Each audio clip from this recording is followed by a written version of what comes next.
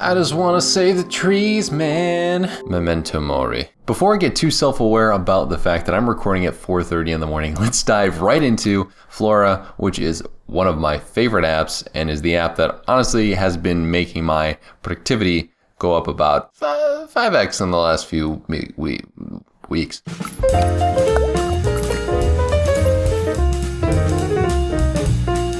So diving right in, Flora is an awesome free Pomodoro app that lets you take not only a very practical stance on how to get more work done with something that it does by making you stop what you're doing, not get off the screen of the Pomodoro app or else you will kill a plant, and also has some social pressure aspects that will prevent you from letting you lose to your friends, because who wants to lose to your friends when it comes to productivity?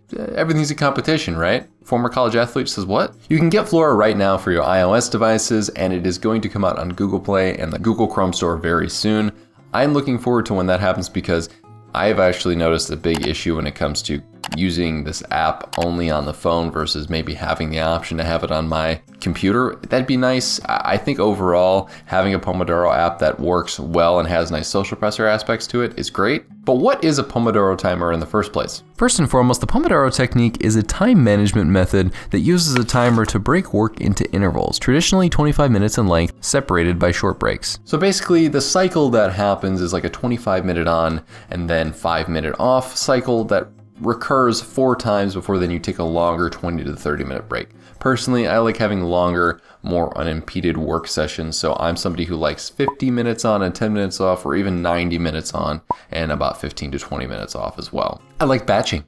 Let's be real. First and foremost, what I really like about this app is the fact that it has a nice widget. As you can see, it shows you how many hours of focused work that you have per week. And then if you dive right into the app, you can really see that it has a cool vibe to it, and that if you go to the main area here, or the story, you can see my garden and everything that I've done, and it has a lot of different nice functionality to it. Not only does it have a Pomodoro app in it, you can put little to-dos in there so that you don't have to leave your app to go and check your to-do list. At least during those periods of time, you'll be able to see this, and I really do think that is a benefit because, as you're going to see here in a second, you're not going to be able to get off of the screen unscathed. So when going right in here, as you can see, the very simple premise of this is if I go and set this to or I'll do 25 as an example. If you do 25 minutes and press this 5-minute change to adjust the break timer.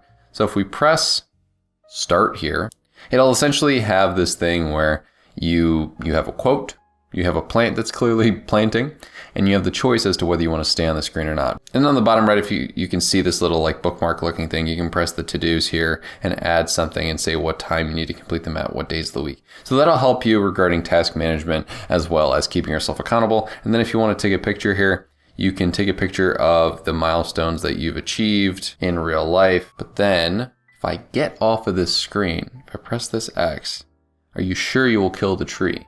So that's an option to do it manually, but if I just get off of this screen, you'll get a notification saying, go back immediately or you will kill the tree. To save the tree, go back immediately. And then what'll happen is, since I waited long enough, I went back and it was too late.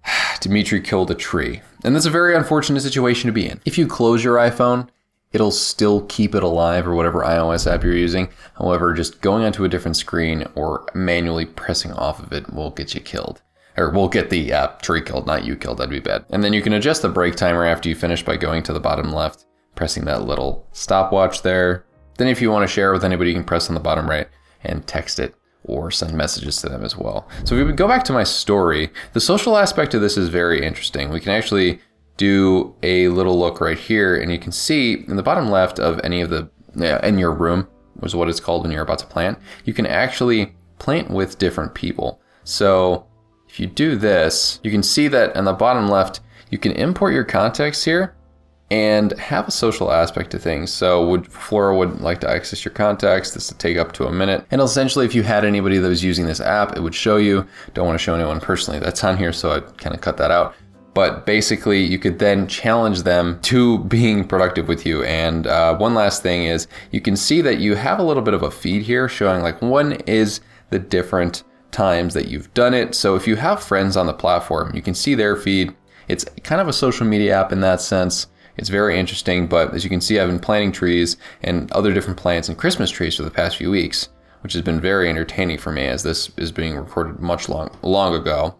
And also in the My Stories section, it shows that as well. And the nice thing about this feed is the fact that if you have friends on here and you import your different contacts and get a bit of a community going, you can have a social aspect to this Pomodoro timer, which is pretty impressive considering most of these are just like you're being a recluse, you're not focusing on work with anybody else. But when you have social pressure added to anything, you're going to be more inclined to do it. And for productivity purposes, this is a key factor that makes this app a step above the rest in the productivity app space. Most of these different companies, that have these apps, they don't really do this much for something that's free. So that's why it's one of my favorite apps, and that's why I wanted to review it in today's video. If you enjoyed this video, please make sure to hit that like button, subscribe, and hit the notification bell so that you can stay up to date with all of my latest videos and stroke my ego. With that being said, thank you guys so much for watching, and I'll see you in the next one.